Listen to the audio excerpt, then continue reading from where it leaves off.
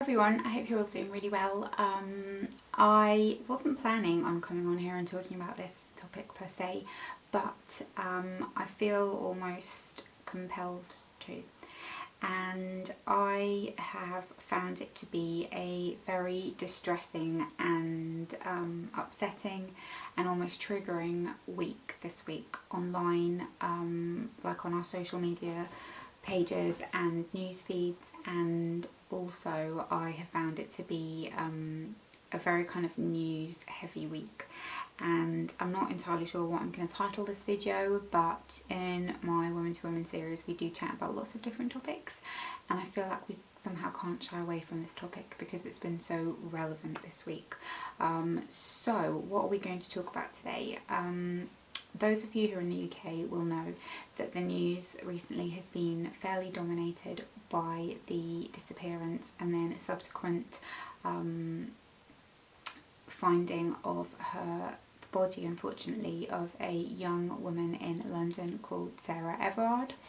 And she went missing last week, and she has been identified as deceased today.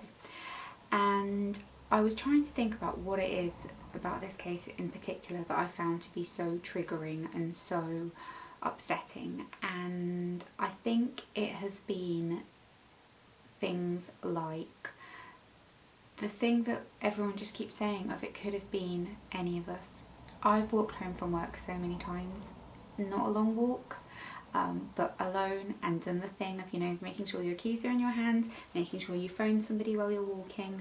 As I've left, people have told me to make sure that I text them when I get home, and it has just been so clear in my mind how easily this could happen to any of us. And Sarah was walking home alone. She'd phoned her boyfriend. She was wearing brightly coloured clothing, you know, she had her coat done up.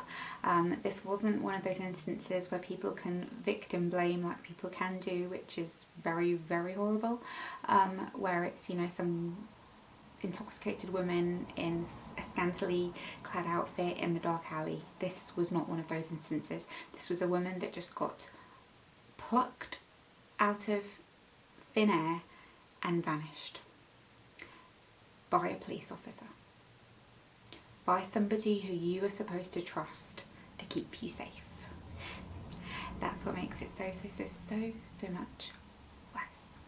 And I personally just feel like we have to have a conversation about this that remains an ongoing discussion, not a let's all be sad about this for the week and then move on to something else, because it is too common.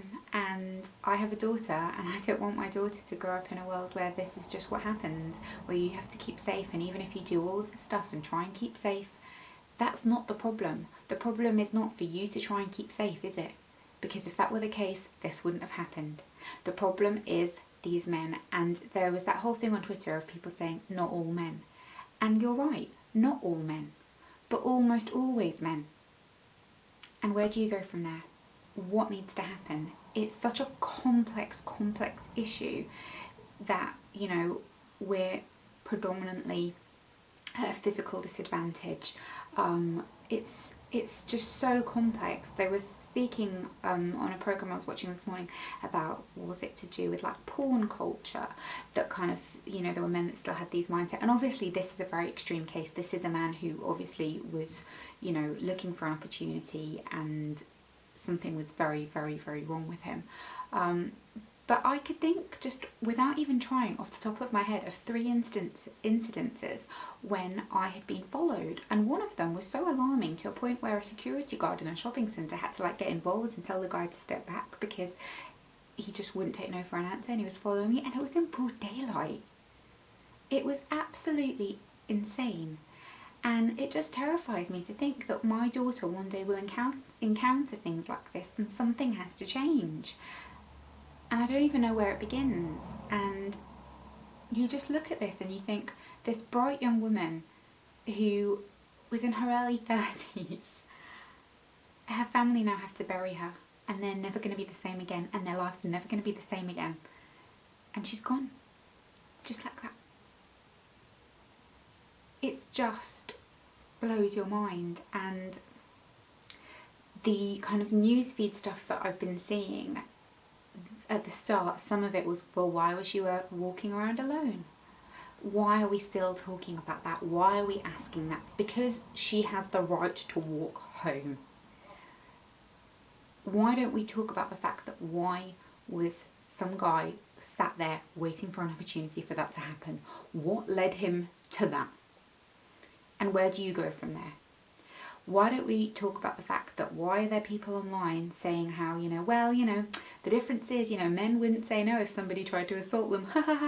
I actually saw somebody that I know in real life on Facebook, when it comes up in your feed, and he commented that on a news article that he had read, and I was just like, oh my God, goodbye. No, I do not want that to see that kind of talk at all. Which leads me on to the next point of the whole Meghan Markle interview. I'm not comparing the two instances. Obviously, a woman has been brutally murdered. It's not at all the same. However, again, those of you who maybe are not aware, there has been a sit-down interview that Meghan Markle has done with her husband, with Oprah, discussing their Megxit, as the press called it, and talking about her mental health and racism.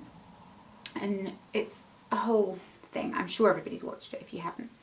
Now, what I will say is I know that this is a very divisive topic, and I know that a lot of people don't believe her, and I know that a lot of people don't like her, and you are entirely entitled to that opinion. I personally don't feel like that. I think there are two sides to every story, and we've only heard one side, yes. However, I don't think that somebody lies about feeling suicidal when they are heavily pregnant. I just don't think that people lie about that kind of thing. And so, yeah, she said that, and that she had asked for help and she was denied.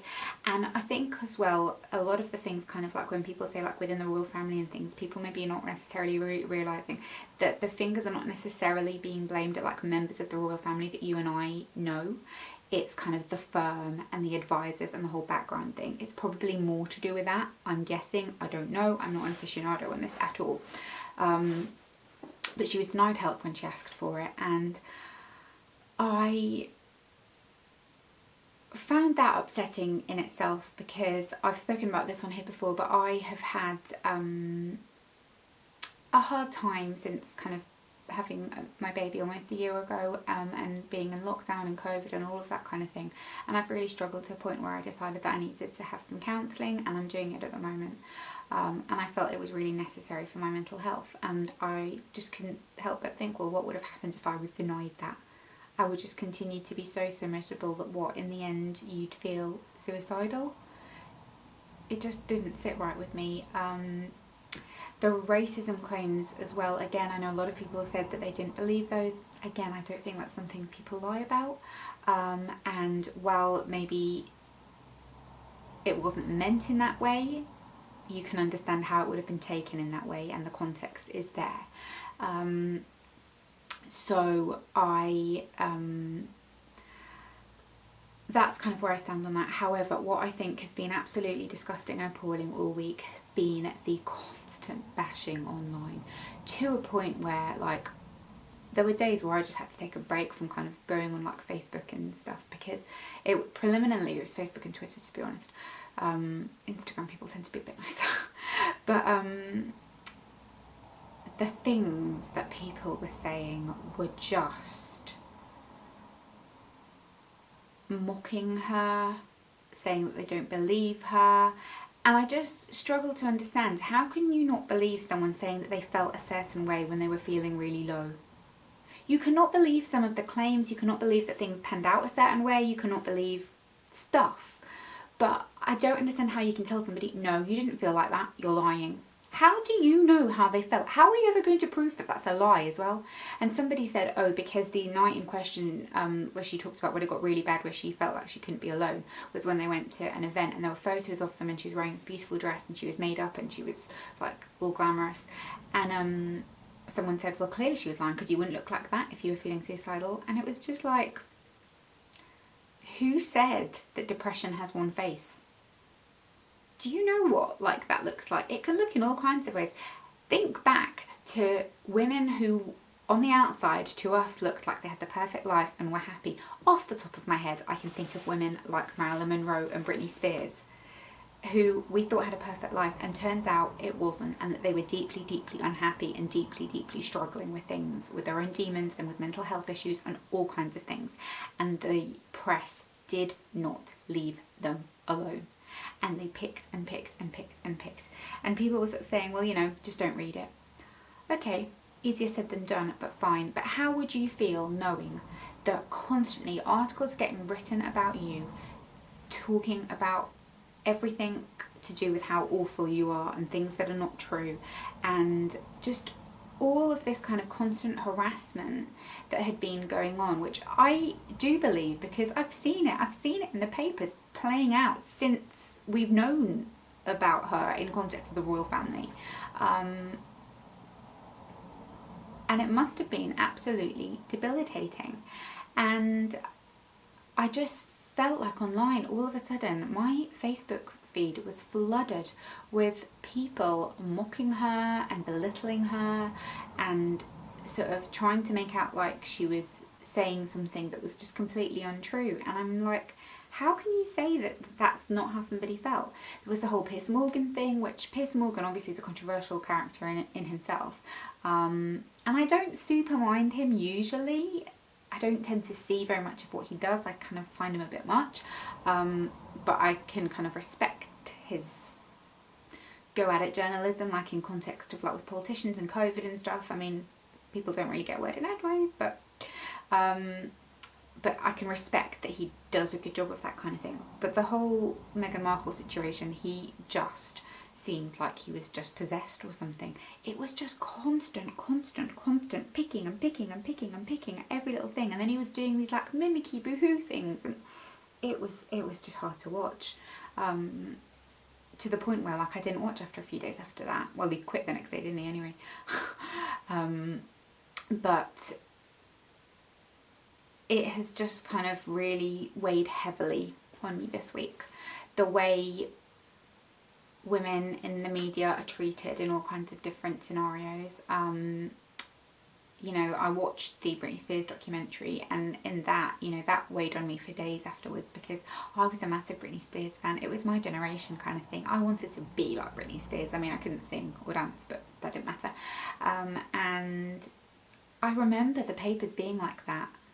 And I didn't even see it at the time. I was too young to realise it. And I look back at it now and I think, God, I don't want to be in a position where this keeps happening and keeps happening to various celebrities, and I have to one day say to my daughter, like, yeah, you know, like the papers at the time were the undoing of Britney Spears, and it just keeps happening and it never changed and it never stopped. Because it has to stop. There has to be accountability for it. And there's no good saying, well, these people put them out there and so they should expect that. They should expect an amount of it, but it's too far. It's gone too far. And it's just not fair, and it's just not right. And we've got the added thing now of social media where people are able to voice their opinions, which is entirely valid. But, yeah, it's been a tough week with that side of things. So I would love to know your thoughts on the matter. Please be respectful of how you word things. If you start bashing anybody, I just will delete it because there's no need for that. You can make your point however you want to make it, politely. But I can't be the only one that feels like this, right? So let's open a conversation here and try and be aware as we can. I would say I hope you enjoyed this video, but I don't know how enjoyable a topic it is. But it's a necessary topic. So yeah, let me know how you think, and I hope you're all doing okay. I'm sending you lots and lots of love if you have found it tough this week, and that I hope things get better.